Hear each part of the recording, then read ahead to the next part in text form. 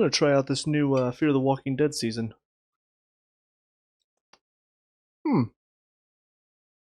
that's new. I don't know how I feel about it though. Hang on. Nope. Nope. Still tastes bad. What's up, guys? Mason the Brock Henderson here, and this is Fear the Walking Dead Season 4, Episode 3, Good Out Here. This episode almost had me. I was almost enjoying myself. And then that ending. Let's just talk about it, because it's really the only thing to focus on in this. I really do not understand killing off one of your main characters like this. I get in The Walking Dead that happens. I get in this universe that can happen. But to do it in this way, to do it whenever you've got all these stories that you're building up, and then you're just like, actually, nah, just kidding. We're not doing any of those stories. Like, I understand trying to kill off characters to keep things interesting, to keep the audience on their toes. They're not sure who's going to die, but you still have to make it make narrative sense. This doesn't make any narrative sense. You've got this whole episode. You're building up this connection between Morgan and Nick. That's good, because Nick has not been a good character for me. I've not enjoyed his character since season 1. So to have him team up with Morgan and to show the similarities there, to show how Morgan grew out of what he was before, it raises the possibility of maybe Nick can. And then you have Nick kill the guy in this episode, put a damper on that for me. But then Morgan steps in and says, no, you can change. I did. I was exactly where you are. I changed. And so Morgan gives him the book, and I'm thinking, cool, this seems like maybe we're going to start to see, and then he gets shot and killed. Ooh, surprising. Like, that's the only reason that they would do this, is for shock value. And it didn't shock me. Like, killing off one of your main characters should elicit shock and surprise, sadness. It should make you react something like this. No. Oh my god, no, that should be a reaction, not my reaction, which was, what? It just blows my mind that they would actually do this in this way. Truth be told, that is probably the worst way you could have killed him off. You bring up these ideas that he could change, he could become a better character, and then you kill him off before any of that gets to even be seen or thought about. We're just done with it. That's ridiculous. I will also say the death scene for him was so long. I'm already frustrated and confused that they're doing this, but we have to sit there and cut to him. He's choking. He's clearly dying. Cut to Alicia. She's crying. Cut to Luciana. She's crying. Strand looks upset. Then cut back to Nick. He's coughing up some blood. Cut over to the other three who are looking sympathetic. And then you hear Alicia crying. Cut back to her. She's crying. She's like, no, no, please, no. Cut back to Nick. He's coughing up more blood. Cut back to Luciana. She's being comforted by Strand. Cut back to Nick. Now he's dead eyes. He's clearly gone now. Cut back to Alicia. She's in disbelief. She can't believe it. Cut to the other three. They're looking sympathetic. Cut back to Luciana. She looks in disbelief. Cut back to Alicia. She's crying now. Cut back to Nick. His eyes are completely gone. Cut back to Alicia. She's crying and in disbelief. Cut back to Nick. Why did we do this? I know killing off one of your main characters from the very first, I'm pretty sure he's what started the show. Like that scene of him running out of the church, I'm pretty sure is one of the first things I remember. So I get that he's a big character for the show, but this still just felt way too long. And especially because it's a death scene that doesn't even make sense. Just so much about this was really, really frustrating to get through. And it killed a lot of my enjoyment for this whole episode, if I'm being perfectly honest. It also does make me think, because we weren't sure what happened to Maddie. It seems like she's not a part of the group anymore, so clearly something bad happened, and we see how much Nick hated this one guy that kept popping up throughout the episode. So kind of have a feeling that maybe she's gone, but now that Nick's gone, all I can think is, that doesn't seem right. Because I felt like part of his story was trying to kill the guys that killed his mom. But if he's now dead, then I don't think she's dead too, because you wouldn't have her have been killed off previously, and now all of a sudden Nick's dead as well. That doesn't make sense. Granted, his death doesn't make sense either, so maybe they are going to do this. But in my mind, it would have made more sense for her to be dead, and these four, Alicia, Nick, Luciana, and Strand, they're all on their own, and trying to get back at the guys that killed Maddie. But as far as some of these flashbacks, though, a lot of these flashbacks don't make sense either. You know, him going out with Maddie on one of these supply runs, them encountering Charlie and this one guy with the hat at the house, and trying to convince Charlie maybe to come back with them. a lot of this now, where's it going to go? Part of Nick's story, on top of him trying to come back from killing the one guy and Morgan trying to help him come back, felt like the other part was him feeling betrayed by Charlie and the fact that he was trying to help her. And so I thought it was going to be maybe he's trying to wrestle. Does he decide to move on from her, decide to not help her anymore? Does he feel guilt because maybe he tried to help her and that's part of what caused the downfall of wherever they were? Because I'm assuming that is going to be seen at some point, is everything just went to shit at the baseball field. But that's kind of what I was thinking the other part of his story was going to be, was his connection with Charlie and trying to bring her back from, I don't know if it's Stockholm Syndrome or if she's just doing all this out of fear, but I will say this scene at the end was not her doing it out of fear. It's not like Nick was attacking her. I don't know if she saw the one guy get killed. Maybe she did. But she just shot Nick when he was completely unaware of anything going on, wasn't trying to attack her. So this doesn't feel like it's just I'm so scared. I don't want to help these people, but they're making me do it. This is, I'm going to shoot you because you killed this guy. Yeah, so that whole story, I don't know where that's going to go. I will also say the one scene in this that for me just didn't make any sense is when they see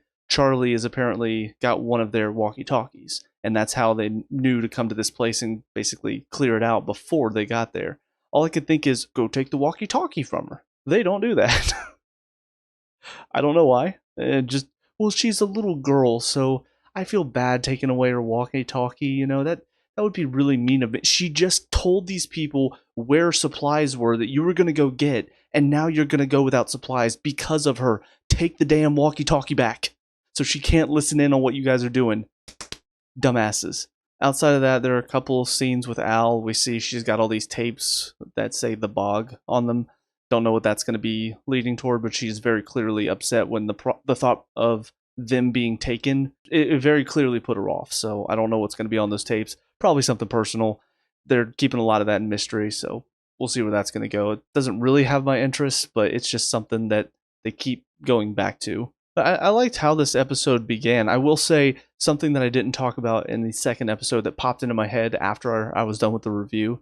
The idea that Nick, Luciana, Alicia, and Strand thought these three might be vultures doesn't really make sense after you find out who the vultures are and how they act around people. If they were, why would they stop for some random person in the middle of the road and try to help them? To me now, that scene where Alicia's pretending to be hurt and then sneaks up on them and then they ambush them and take their stuff, to me that scene no longer makes sense. If they're supposed to think that they're vultures, why would the vultures stop and help you?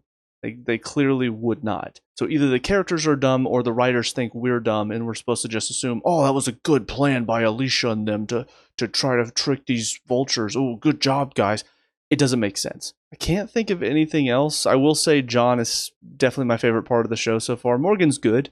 His addition has definitely helped as far as good narrative quality because he's got a good story. And Lenny James, I think that's the actor's name, he does a great job of playing this character. He does a really good job of making you sympathetic for him. Even if he's not always the best guy, even if he does some stuff that you're kind of like, come on, Morgan, you just gotta trust. You can really feel what he's going through.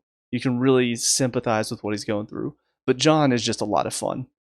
There's so many moments I find myself laughing at what he says, at what he does. Whenever he says, what was it to Luciana? Do you think he was worried you weren't going to come back or something like that? You could see it kind of affect her because she talks about, I did leave at one point. And they did make that reference in the second episode. Is that something that happened in one of the first few seasons and I forgot about? Or is that something that happened in the time jump that maybe we'll see at a later point? I don't know. But after we realized how that affected her, just pulling out the candy. I'm sorry, I don't get to talk to a lot of people. I don't know why, man. He always does such a good job with making his characters enjoyable to watch, interact with others. So at the very least, there are good things to hang on to in this show now. I think that was one of the big frustrations with the first couple seasons, is that there was nothing really enjoyable. First season, there was the promise of we're going to get to watch the world crumble. We're going to get to watch like the early days of the apocalypse and how all of this started, how it got to this point. Obviously, once we realized it was just The Walking Dead on the West Coast and then The Walking Dead in Mexico and now The Walking Dead in Texas, once it got to that point, it has become a lot less interesting. But the second and third seasons, there was just nothing enjoyable about it. Like a couple of stories stood out, but most of them were not fun. Most of them were not enjoyable. Most of them did not pique my interest Now I'm actually interested to see more about Morgan. Now I'm actually enjoying watching John.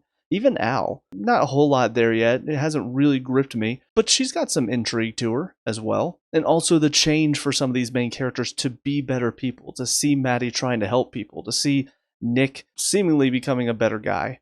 There are a lot of things that they've done with these characters that have improved them. Where are they going to take them next? That's where I'm a little concerned, because we still don't know if they're actually going to be good people in all of this. I mean, even with Nick, seeing him kill the guy in this episode, they could definitely go back to what we saw with Maddie from the first few seasons, that really annoying, I'm the best person ever, so people should just listen to me type of person. I don't want to see that from her again, but we could definitely get there. Holding off reservations, but those are my thoughts on this episode, so on to the next one. I'll see you there.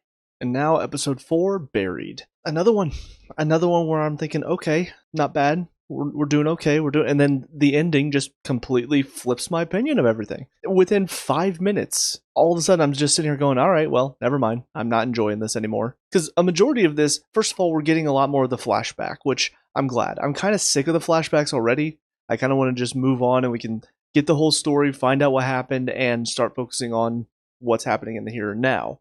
Because we've had a whole episode dedicated to a flashback in the second episode. We had a few flashbacks in the last one, and now another episode fully dedicated to the flashbacks. And the problem is that they already had a time jump and then another time jump. And so we're getting flashbacks for the second time jump. We still haven't even talked about what happened in the first time jump, though.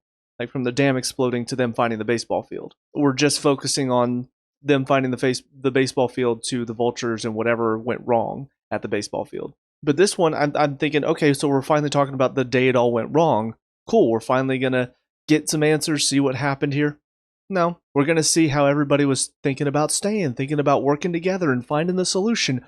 But it all went wrong. And that's where we end the story. And to me, that's not interesting to watch. To watch the story go, hey, everybody looked at themselves and realized we need to stick together. We need to fight together. And then it ends with a sudden rug pull of, but that was a mistake. Then why are you showing me a whole episode basically trying to find the good in all of this, trying to find the hope in all of this? And at the end of it, they go, but hope, it was a mistake. We shouldn't have done that. Do you not realize the whole point of your show? They are in the zombie apocalypse. Everybody dies and then comes back and they try to nom on you. Like, that's the apocalypse. Crops are dying.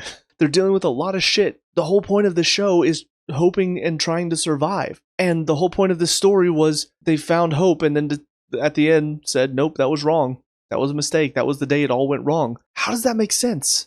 Even the idea of the vultures, like their whole thing is we're just going to wait for things to inevitably go wrong. That idea and the fact that, oh yeah, it's eventually going to go wrong, they're kind of sticking with this. They're not changing that mindset. They're leading it towards, nope, things always go wrong, guys. That's how it goes. Then what's the point of the show? Like, really, tell me the point of the show. Because the point of the show for me is watching people try to survive. Watching people try to make it day by day. Trying to find a way to get back to the world that they used to live in. Even though the apocalypse is raging on. Even though there are zombies everywhere. People are dying left and right. They still try to find a way to get through it. You're talking in the last episode, Nick and Maddie going out, and she talks about seeing stuff that just gives her hope.